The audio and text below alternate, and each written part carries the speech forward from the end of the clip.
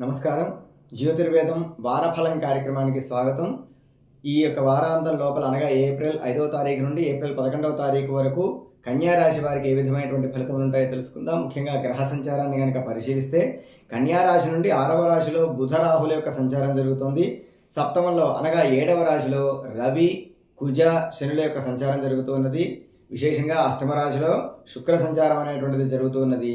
దశమ రాశిలో అనగా 10వ రాశిలో గురువు యొక్క సంచారం జరుగుతూ ఉన్నది. ముఖ్యంగా చెప్పాలి అంటే వీరికి 8వ రాశిలో ఉన్నటువంటి యొక్క శుక్రుడు బాగా యోగించేటువంటి అవకాశం అనేటువంటిది బాగా కనిపిస్తూ ఉన్నది. దుఃఖనాశో మహాసౌఖ్యం బంధుమిత్ర సమాగమ. ఈ యొక్క గ్రహం వలన అనగా శుక్రుడు అష్టమ రాశి సంచారం చేయటం వలన దుఃఖనాశో మహాసౌఖ్యం, దుఃఖం అనేటువంటిది నశిస్తుంది, మంచి సౌఖ్యం అనేటువంటిది ఏర్పడుతుంది. బంధుమిత్ర సమాగమ, బంధువులు మిత్రులు అందరూ కూడాను ఇంటికి రావటము, ఆనందమైనటువంటి యొక్క కాలాన్ని గడపడం అనేటువంటిది జరుగుతుంది.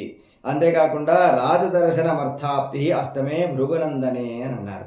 రాజదర్శనం, విశేషమైనటువంటి వ్యక్తుల్ని దర్శించేటువంటి వారిని కలుసుకునేటువంటి యొక్క అవకాశాలు ఆస్కారాలు కూడా ఏర్పడతాయి. అంతేకాకుండా అర్థాప్తిశ్చ, వీరికి మంచి ధనం కూడా బాగా లభిస్తుంది. ప్రతి కార్యంలో కూడా ధనలాభం అనేటువంటిది వీరికి కలుగుతుంది. ఆదాయం సాధారణంగా ఉన్నప్పటికీ వచ్చినటువంటి ఆదాయాన్ని వీరు పొదుపు చేసుకొని దాన్ని పెంచేటువంటి విధానంలో ఉంటారు.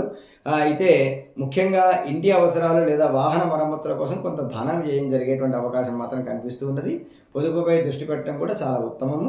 అదేవిధంగా చేస్తారు ఈ రాశివారు. చర్మ సంబంధిత చిన్నపాటి సమస్యలు తలెత్తవచ్చు. సమయానికి ఆహారం తీసుకోవడం మరియు తగినంత విశ్రాంతి అవసరము. ఈ యొక్క రాశి వారికి ఈ రెండు కూడా సమయానికి ఆహారం తీసుకోవాలి, విశ్రాంతి కూడా తీసుకోవాలి. మానసిక ప్రశాంతత కోసం ధ్యానం చేయండి. వ్యాపారస్తులకు ఈ వారం మధ్యస్థంగా ఉంటుంది. కొత్త పెట్టుబడుల విషయంలో నిపుణుల యొక్క సలహాలు తీసుకొని ముందుకు వెళ్ళండి, మీకు శుభం కలుగుతుంది. కమ్యూనికేషన్ రంగంలో ఉన్న వారికి కొత్త అవకాశాలు కూడా లభిస్తాయి కాబట్టి వచ్చిన అవకాశాన్ని మీ చేజిక్కించుకోండి. ఉద్యోగస్తులకు పని ఒత్తిడి అధికంగా ఉంటుంది, అయినప్పటికీ దిగులు పడకుండా ధైర్యంగా మీరు మీ పనిని చేసుకుంటూ వెళ్ళిపోండి. అదంతా కూడాను మీ సకాలంలో కార్యాన్ని కూడా పూర్తి చేయగలిగేటువంటి యొక్క స్థితి అనేటువంటిది మీకు ఏర్పడుతుంది. అంతేకాకుండా ఈ సహోద్యోగులతో మాట్లాడేటప్పుడు మాత్రం కొద్దిగా జాగ్రత్తలు పాటించడం అనేటువంటిది మంచిది. కొంత శత్రుత్వం అనేటువంటిది పెరిగే అవకాశాలు ఈ రాశి వారికి కనిపిస్తున్నాయి. ముఖ్యంగా ఈ రాశివారి బుధవారం నాడు విష్ణు సహస్రనామాన్ని కనుక ప్రతినిత్యము పఠిస్తే మంచిది. బుధవారం నాడు విశేషంగా పఠిస్తే వారికి ఉన్నతమైనటువంటి యొక్క ఫలితములు ఏర్పడతాయి.